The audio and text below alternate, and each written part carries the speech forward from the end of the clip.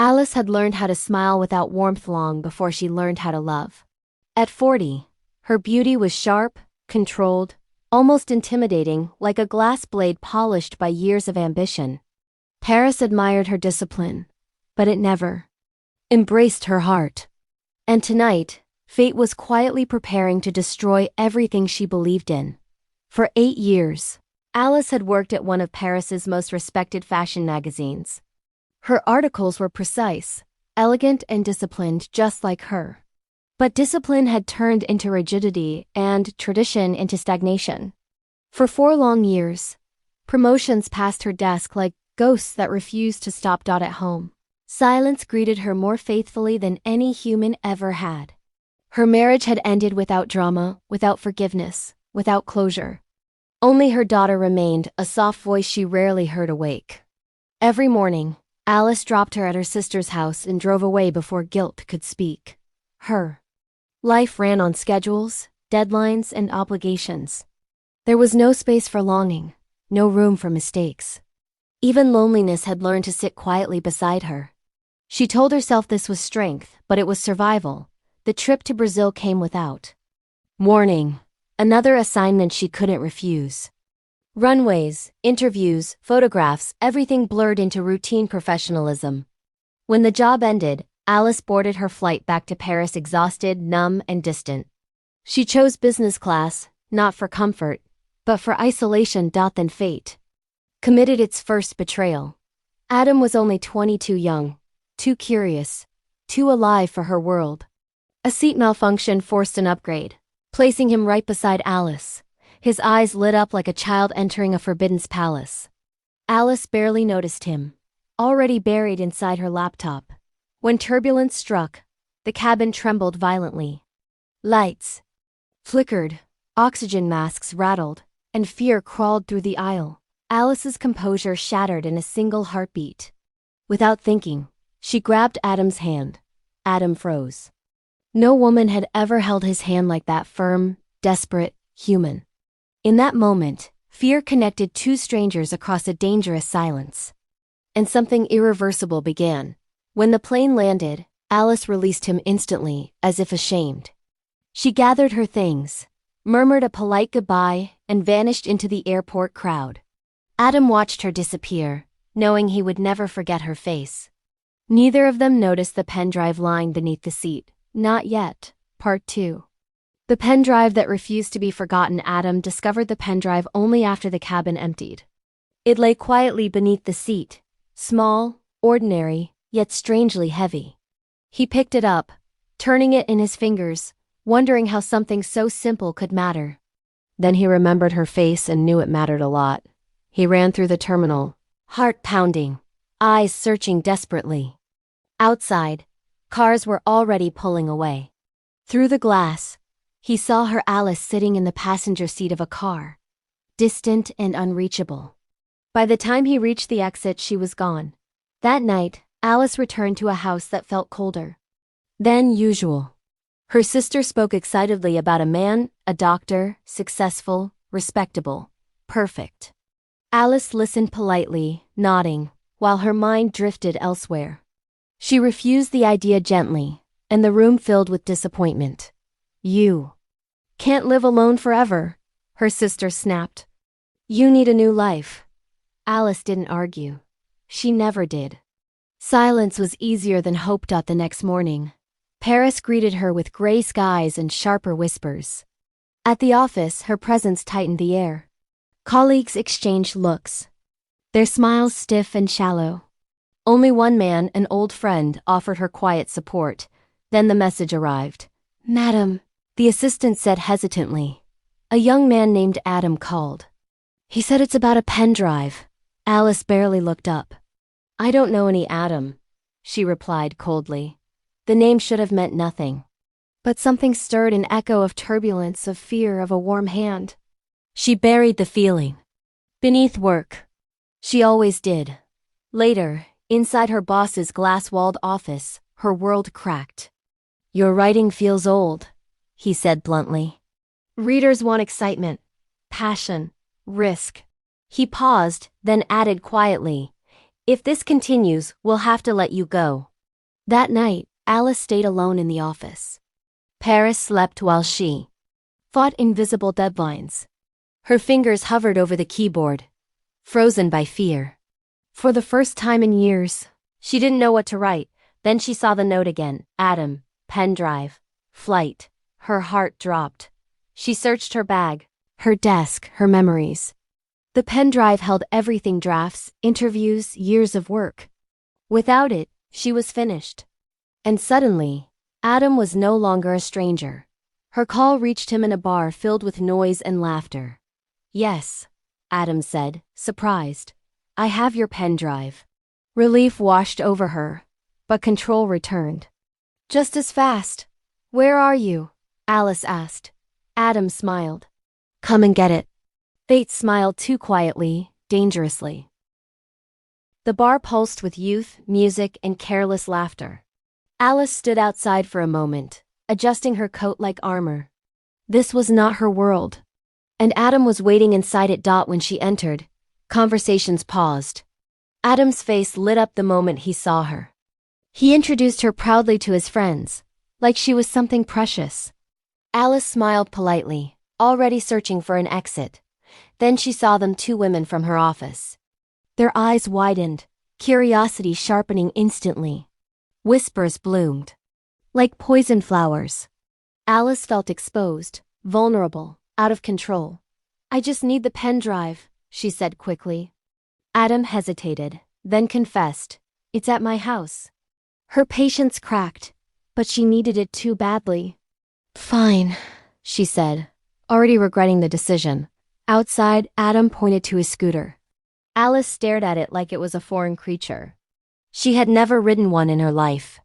Adam handed her a helmet, smiling gently. She struggled with the strap, frustration rising. Without thinking, Adam stepped closer and helped her. For a split second, their faces were dangerously near. A camera clicked in scene, unforgiving. The scooter cut through Paris like a whispered secret. Wind pulled at Alice's hair. Fear mixed with exhilaration. She held on to Adam, telling herself it meant nothing. But her heart disagreed. Adam's house was small, warm, lived in. His father greeted Alice kindly, eyes curious but respectful. The contrast shook her. This simplicity felt real. Too real. Adam delayed handing over the pen drive. He asked about her work, her life, her dreams. No one had asked her those questions in years. She answered carefully, defensively. When he finally gave it to her, relief hit hard. She stood, ready to leave, walls rebuilt. Adam walked her to the door. Can we ever have coffee? He asked softly. Alice didn't answer. She smiled, a dangerous, misleading smile. Then she left, unaware of the storm she carried with her. Behind her, Adam watched, already falling. The next morning, the office felt different. Eyes followed Alice everywhere. Judgment sat heavy in the air. She felt it before she understood it. Then the photo appeared. It showed Alice and Adam, frozen. In a lie. Their faces close, bodies intimate, captured mid-moment. It looked like a kiss. The truth didn't matter anymore. Her boss was delighted. This is perfect, he said, almost laughing. You look bold, modern, young.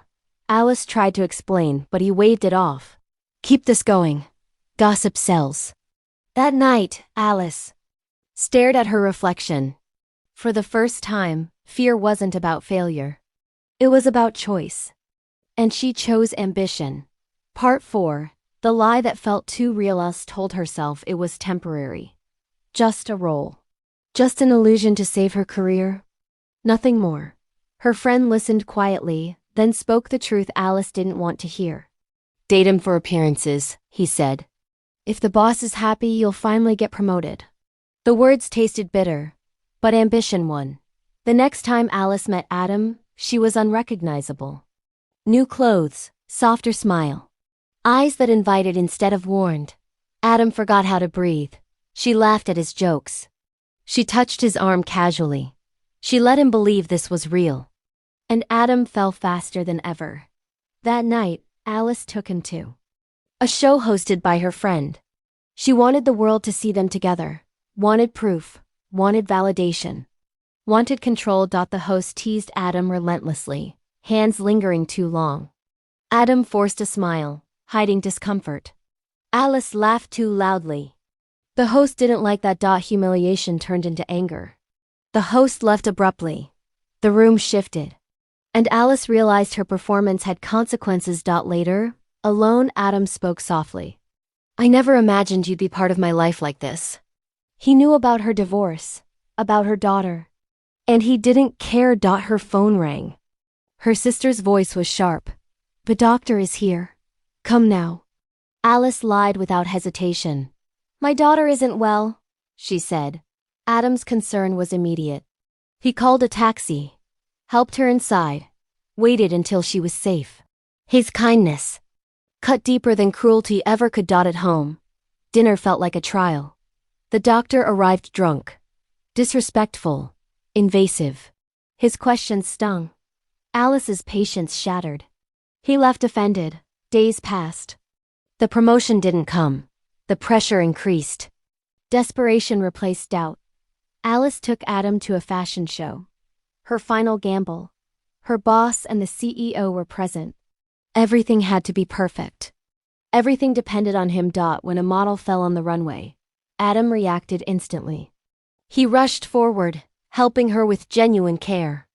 The crowd murmured. The CEO noticed. At the after-party, lights dimmed and music drowned reason. They danced. Too close. Too intimate. Cameras flashed again. Alice panicked. She pulled Adam outside, gripping his hand tightly. Fear now outweighed ambition. Adam drove her home in silence. He leaned in to kiss her. She stopped him just barely. Good night, she whispered, and closed the door on temptation. But temptation doesn't stay outside forever. Adam stood outside Alice's door longer than he should have. The night air was heavy, restless. Logic told him to leave. His heart refused. Inside, Alice paced like a prisoner in her own home. She told herself this had gone too far. That boundaries still existed. But her thoughts kept returning to him. A soft knock shattered her resolve. Adam stood there, vulnerable, hopeful, soaked by uncertainty. He spoke without confidence, without strategy. I just wanted to know if you're okay. The house was quiet. Her daughter was still at her sister's place. No responsibilities watched her tonight. Only desire and fear remained. The kiss happened without planning, without defense, without permission. Years of loneliness collapsed into a single moment. Morning brought guilt like a punishment. Alice couldn't meet his eyes. This shouldn't have happened, she said. Please go. Rain began to fall violently outside. Adam stayed, waiting for the storm to pass. Neither spoke. Silence screamed louder than regret. When her sister and daughter returned, reality rushed back in. Adam prepared to leave quietly. But at the door, Alice stopped him. She kissed him again, this time without lies. From that moment, pretending became impossible. They met often, laughed freely, traveled, lived. Adam surprised her with small joys. Coffee at sunrise, late night, scooter rides, moments she thought were gone forever. Happiness terrified Alice more than loneliness ever had. Because happiness could be taken away. And she had too much to lose. One evening, Adam asked the question that haunted her. Why do you love me? Alice had no answer that wouldn't destroy them both. Then the promotion came. The office applauded. Her boss smiled. Success finally arrived. But success felt hollow. When Adam said, I want to marry you. The world stopped. Fear returned. Stronger than ever. Society. Age. Responsibility. I love you, Alice said, breaking. But we cannot be together. And she walked away from the only truth she had left. Part 6. The cost of walking away. Alice thought distance would heal her. Instead, it hollowed her out. Every street reminded her of Adam's laughter. Every silence echoed his absence. At the office, congratulations surrounded her promotion. Smiles, applause, respect. Yet her heart felt heavier than before. Success tasted like ash. Adam stopped calling, stopped waiting, stopped believing. He locked himself inside memories and alcohol. When he finally spoke to his father, his voice broke. I wasn't enough. His father listened, then said quietly, love doesn't always win, but it always teaches. Days later, the CEO arrived unexpectedly. He studied magazine covers with disapproval. These faces mean nothing, he said. We need something new. His gaze fell on Alice's laptop screen. Adam's photo forgotten as wallpaper. Recognition. Struck instantly. The boy from the runway, he said. Alice's heart froze. That's him, the CEO continued. He's the face we want. Her boss agreed eagerly. Alice wanted to disappear. She avoided Adam's calls, then went to his house herself. He opened the door broken, distant. Hope flickered in his eyes. You need to model, Alice said, forcing control. Money, fame, opportunity. Adam's expression hardened. So you came to use me again. Anger replaced heartbreak. I loved you, he said, and you turned me into a tool. He walked away without looking back. On the shoot day, panic ruled. If Adam didn't come, Alice would be finished. Minutes passed like hours. Then he arrived. But truth arrived with him. His friend confessed everything. The fake relationship. The manipulation. The promotion plan. Adam kissed Alice. In front of everyone, not with love, but fury. Then chaos erupted. He couldn't pose. Couldn't breathe. Couldn't stay. He accused her. Broke down and left. Alice collapsed next. Her boss fired her without mercy. Career gone. Reputation ruined. Love destroyed. She stood alone at last. And finally understood the price of fear. Part 7. Nothing left to lose. Silence became Alice's only companion. No office. No deadlines, no applause. Just empty rooms and louder memories. Adam's absence hurt more than failure ever had.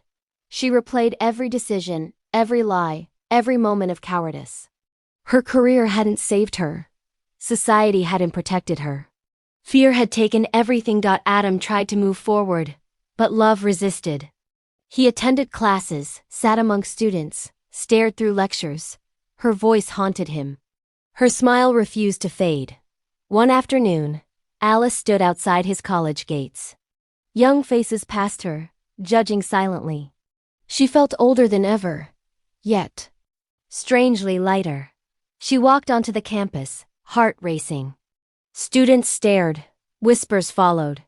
Alice didn't stop. She found him standing with friends. He looked thinner, tired, still beautiful.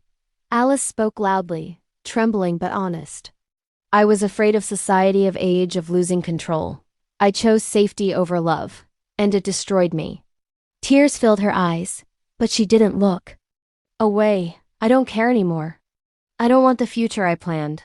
I want you. The crowd fell silent. Adam stepped forward slowly. Pain fought hope inside him. Love won. He kissed her, not in anger, not in performance, but in forgiveness, in truth, in surrender. Life didn't suddenly become easy.